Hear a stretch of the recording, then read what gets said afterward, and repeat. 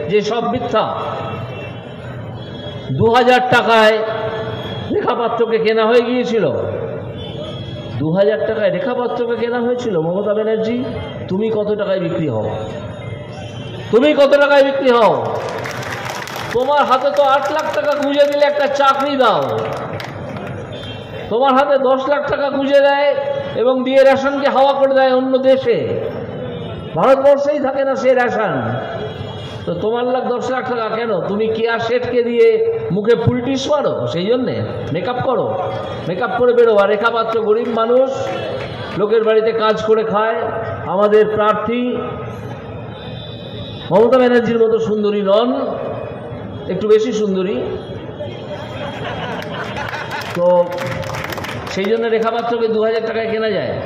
একজন মহিলা আর একজন মহিলা সম্বন্ধে কি করে এই উক্তি করতে পারেন তা আমরা ভাবতেও পারি না। মমতা ব্যানার্জি মহিলা তো, আমার মনে প্রশ্ন জাগে মাঝে মাঝে। দল এখন ফেক ভিডিও ছেড়েছে, কিন্তু তারা কি বলতে পারবেন যে এই যে হাজার হাজার মহিলার থানায় যে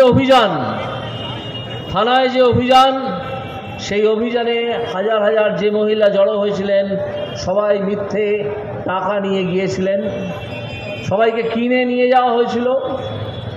এটা কি একটা গণরোষ ছিল না? এটা গণরোষ ছিল। এবং এই যে ছবি আমরা টেলিভিশনে দেখেছিলাম যখন সন্দেশখালীতে আন্দোলন হচ্ছিল, যে হাজার হাজার মহিলা প্রতিদিন ঝ্যাঁটা এবং লাঠি নিয়ে থানার সামনে যাচ্ছে, এটাই সত্য।